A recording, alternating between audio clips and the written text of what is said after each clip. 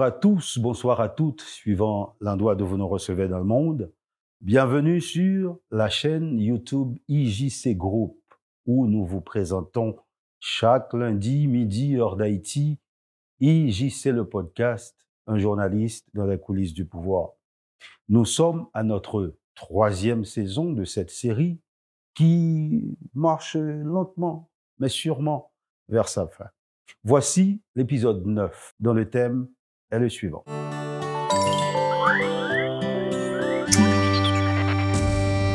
La remise du pouvoir entre contrainte et pression. La deuxième semaine qui a suivi l'assassinat du président Jovenel Moïse, j'ai vu un Premier ministre, Claude Joseph, qui est passé par plusieurs étapes dans ses émotions. Des fois, je l'ai senti confiant. D'autres fois, un peu anxieux. C'est normal parce que, mine de rien, il avait beaucoup de choses à gérer. Et il subissait beaucoup de pression. Et tu vois, toi, quand tu es collaborateur d'un chef, et quand tu le vois ne plus sourire, quand tu le vois avec une mine difficile, toi aussi, tu deviens anxieux parce que tu sais pas ce qui se passe en vrai. Peut-être qu'il subit des pressions qu'il ne peut pas partager avec toi. Et vu qu'on est dans le domaine de la politique, c'est assez sensible. Donc, toi aussi, tu cogites, tu tergiverses, tu sais pas sur quel pied danser aussi. J'avais cette impression-là, j'avais cette perception-là pendant cette deuxième semaine après la mort de Jovenel Moïse. D'un côté, il y avait la première dame qui voulait exercer le pouvoir par personne interposée, donc à travers Claude Joseph, puisque la première dame l'appelait de temps en temps. Donc, je ne sais pas ce qu'elle lui dit de temps en temps quand elle l'appelle, mais on peut sentir que après les appels, il y a une espèce de doute qui s'installe, etc., etc. D'un côté, vraiment, il y avait cette pression qu'il subissait de la part de la première dame. De l'autre, pression de la part des acteurs politiques qui lui demandaient des privilèges, une part de gâteau dont il n'avait pas vraiment toute la possession. Enfin, il y avait un paramètre à ne pas négliger, c'était la communauté internationale. La communauté internationale n'a pas vraiment de position. On ne peut pas lui faire confiance puisque son intérêt d'aujourd'hui peut être un boulet à son pied demain dont il s'empressera de se débarrasser. La situation de Claude Joseph était claire. Il était un Premier ministre de facto. Il l'avait dit lui-même, et en face de lui, il y avait un Premier ministre nommé qui n'était pas encore entré en fonction, mais lui, Ariel Henry, il avait un arrêté présidentiel, et je l'ai dit dans l'épisode précédent, c'était l'expression de la dernière volonté du feu président Jovenel Moïse. Donc, le pouvoir légitime revenait à Ariel Henry. Or, Claude Joseph avait le pouvoir effectif.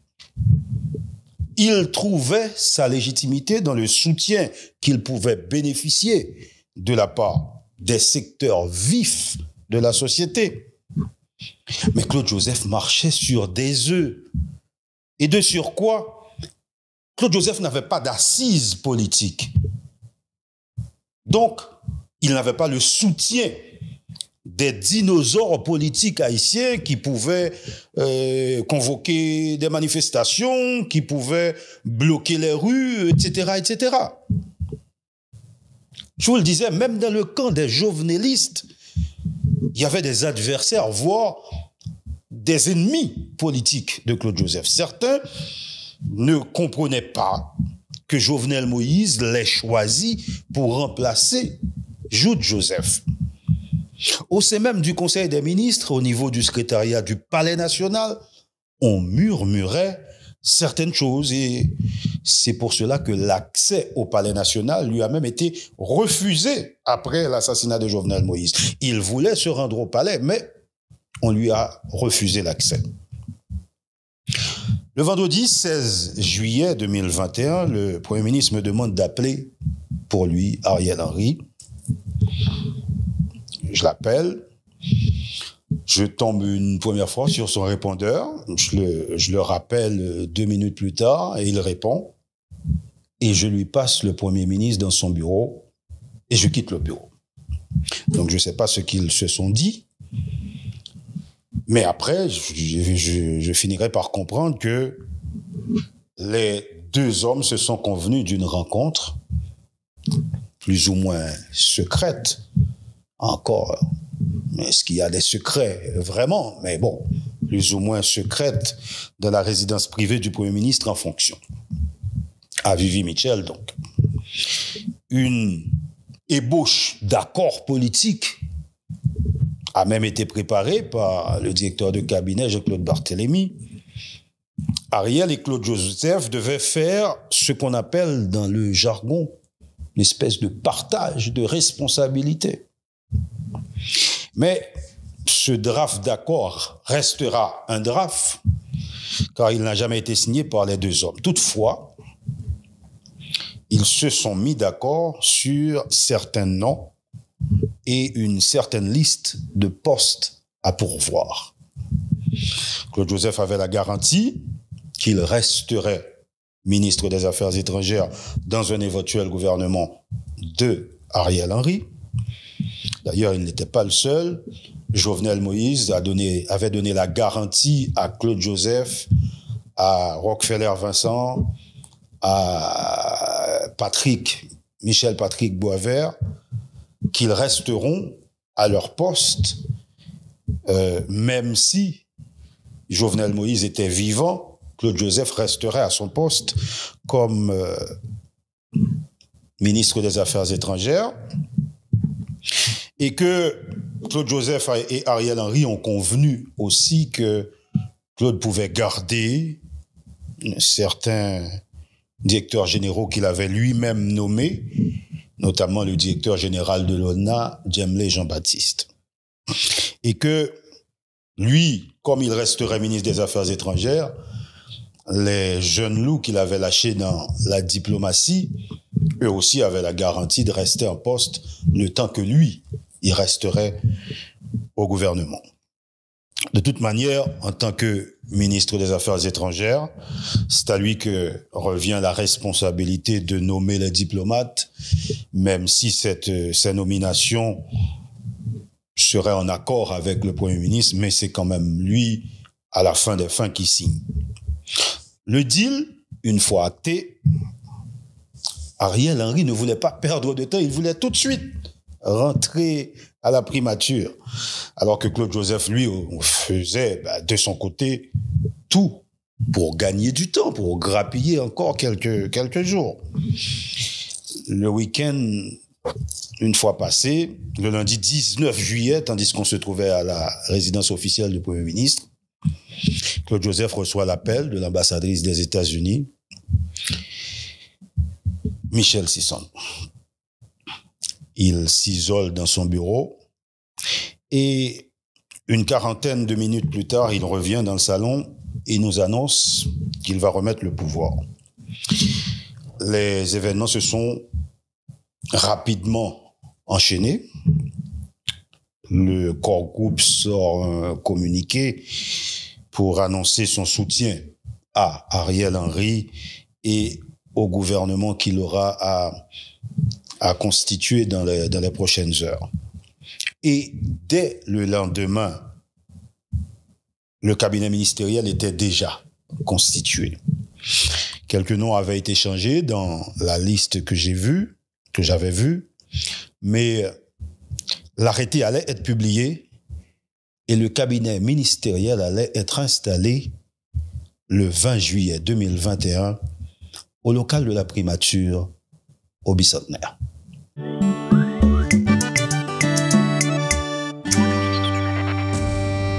Le Premier ministre désigné n'a pas eu le temps de constituer son gouvernement en concertation avec le président de la République.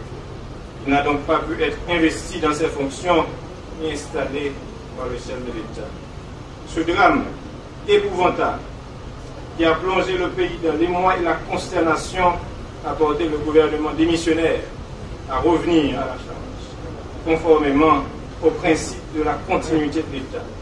C'est ainsi que, grâce à l'engagement solidaire et au sens aigu de la responsabilité de tous les membres de l'équipe gouvernementale, nous avons su tenir la date nationale, garantir la paix publique et par-dessus tout, prévenir le pays de la catastrophe à laquelle un tel événement devait exposer. Quoi qu'on dise, aujourd'hui où les conditions sont réunies pour assurer la passation de dossier entre le gouvernement démissionnaire et le gouvernement définitif, conformément aux dernières volontés politiques du feu président Jovenel Moïse, selon bien sûr la belle formule de l'ancien Premier ministre Evans Paul, nous devons nous enorgueillir d'avoir pu éviter que le pays sombre dans le chaos et l'anarchie qui le guettait au lendemain de ce crime odieux et abominable. Parallèlement, les dispositifs idoines ont été pris très rapidement à l'effet de déclencher les opérations policières ayant permis d'appréhender les assassins du président de la République et du même coup d'initier l'enquête judiciaire. C'est une situation inouïe que personne, vraiment personne, ne pouvait imaginer, mettant à rude épreuve une équipe gouvernementale démissionnaire et en instance de départ. Il a fallu faire preuve d'intelligence et d'ingéniosité pour mobiliser les ressources et énergies nécessaires pour y faire face. L'histoire, où la postérité retiendra qu'il a fallu dans cette circonstance exceptionnelle du courage, de la clairvoyance, de l'abnégation, du patriotisme et surtout un sens élevé de l'État. Monsieur le Premier ministre, Mesdames, Messieurs les ministres, Mesdames, Messieurs, qu'il me soit permis d'adresser aux membres du gouvernement démissionnaire, en particulier aux membres du Conseil supérieur de la police nationale d'Haïti, ainsi qu'aux membres de mon cabinet, mes félicitations et mes remerciements au nom de la patrie commune, pour leur sens de responsabilité, les sacrifices consentis et leur collaboration franche et sincère. Cette épreuve aura permis aux uns et aux autres de se découvrir et de se rendre compte des exigences qui s'imposent à un homme d'État, des qualités qui lui sont requises, mais aussi de mesurer les implications et les valeurs qu'impliquent les fonctions politiques. L'assassinat du président de la République est un coup dur porté à la démocratie. Il est venu nous rappeler les sacrifices qu'il faut consentir pour trouver la voie du développement et d'une gouvernance publique saine en Haïti.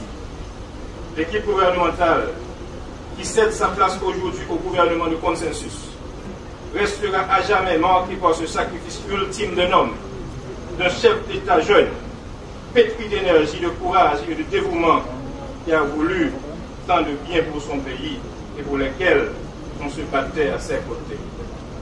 Nous nous devons donc de poursuivre individuellement ou collectivement cette lutte contre les inégalités sociales qu'il menait constamment, faisons-le pour sa mémoire et pour notre pays. La République doit identifier tous ces assassins, auteurs intellectuels, complices et exécutants. Tout gouvernement, tout acteur politique, tout citoyen, toutes les forces morales doivent s'engager dans cette démarche afin qu'une telle atrocité ne se reproduise plus dans notre pays. Chers collègues, ministres, secrétaires d'État et collaborateurs, c'est un honneur d'avoir travaillé avec vous et d'avoir pu bénéficier de votre soutien dans cette difficile mission de maintenir une équipe gouvernementale démissionnaire, soudée et solidaire. Seule l'histoire pourra juger de nos efforts. Au cours des nombreuses conversations que j'ai eues avec le président avant ma nomination au poste de Premier ministre, il m'avait clairement fait comprendre qu'il n'était pas satisfait de ce qui se passait dans notre pays et qu'il avait un rêve pour Haïti et pour le peuple haïtien. C'est un devoir pour moi d'en parler publiquement.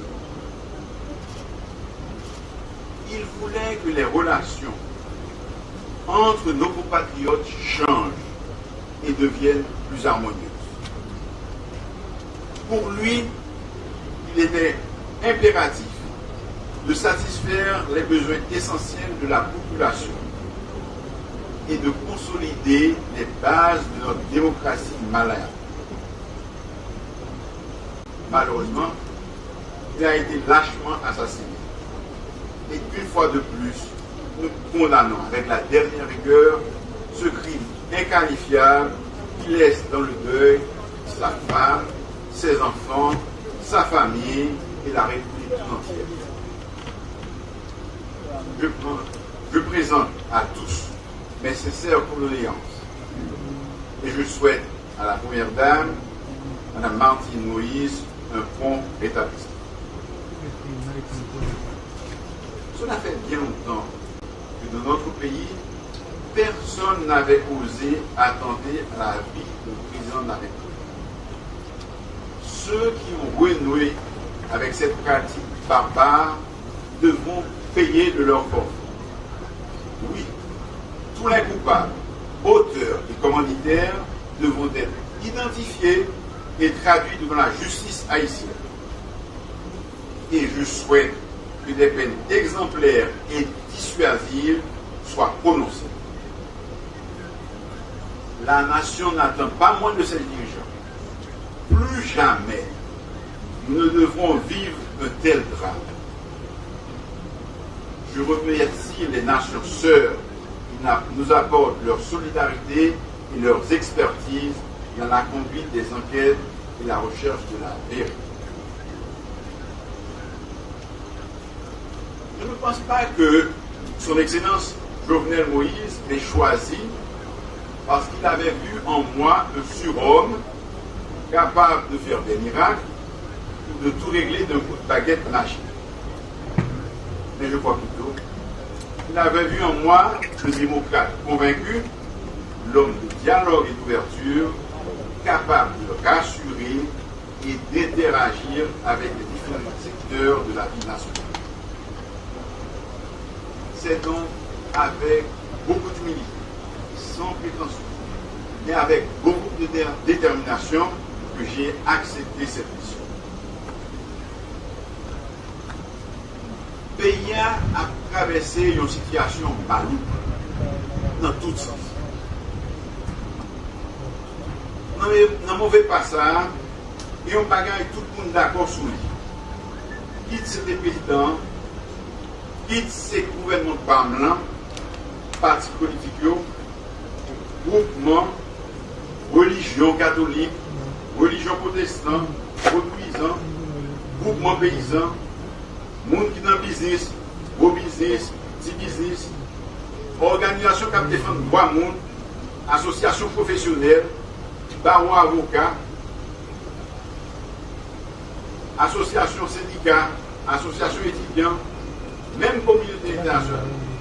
Tout le monde reconnaît que la solution de crise là, c'est haïtien même. Ouais. Haïtien, communication, responsabilité pour mettre tête ensemble. Pour sortir dans sa vie. Cette solution haïtienne doit impliquer tous les Haïtiens sans excuse. Aujourd'hui, nous ne pouvons pas prétendre trouver des solutions conduisant à des changements durables en posant l'exclusion comme préalable.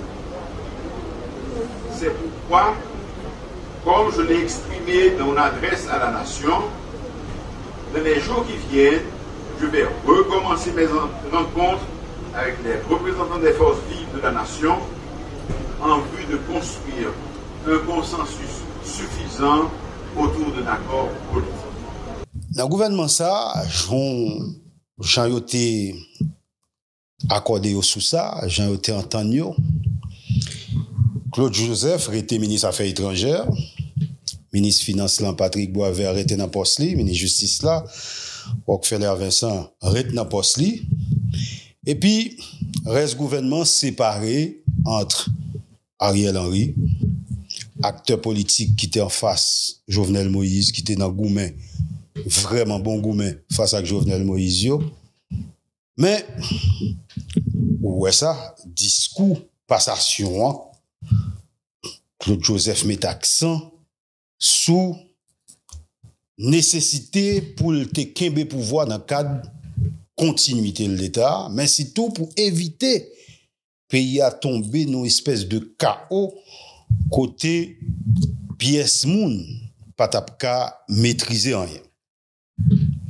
Ariel Henry bon côté parle pas penser Jovenel Moïse il pas penser Jovenel Moïse t'ai choisi comme si m'da dit son miracle il t'a le faire comme premier ministre non.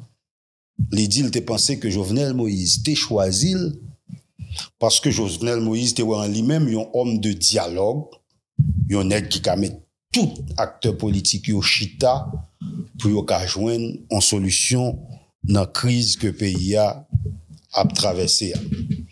Bon, cependant, ou après, tous deux premiers ministres entendent sous yon bagay dans discours yo fait dans jour ça. Yo d'accord assassinat président son acte barbare qui méritait pour la justice puni auteur et puis co-auteur et puis complice. Yo tous les deux d'accord sur ça. Yo d'accord tout, faut que Jovenel Moïse ak famille joigne justice et sans Jovenel Moïse pas doué couler pour grand messie. Mais comme vous pouvez le constater, 4 ans plus tard, le pays est passé à autre chose. L'assassinat de Jovenel Moïse n'est plus une priorité. Il n'est même plus un sujet d'actualité. Claude Joseph, aujourd'hui, est président de parti politique. Ariel Henry, aujourd'hui, est aux États-Unis après avoir rendu service à l'oncle Sam. Martine Moïse est actuellement aux États-Unis sous la surveillance ou sous le contrôle du FBI. Le grand perdant reste donc Jovenel Moïse. Jovenel Moïse, le dindon de la farce, c'est le thème du prochain épisode de IJC le podcast, un journaliste dans les coulisses du pouvoir.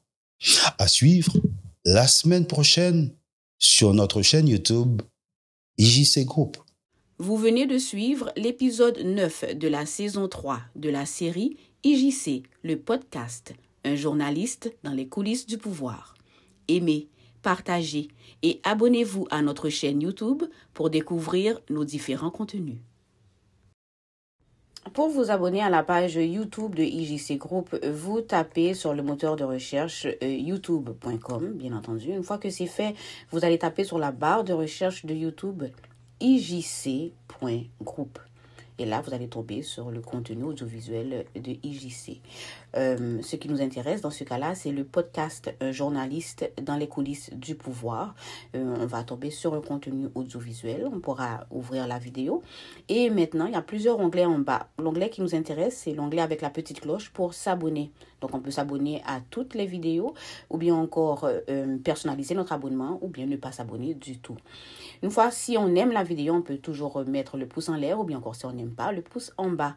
On peut transférer la vidéo, la partager avec la famille ou les amis et on peut télécharger le contenu audiovisuel aussi. Donc, voilà comment faire pour vous abonner à la page de ijc.group.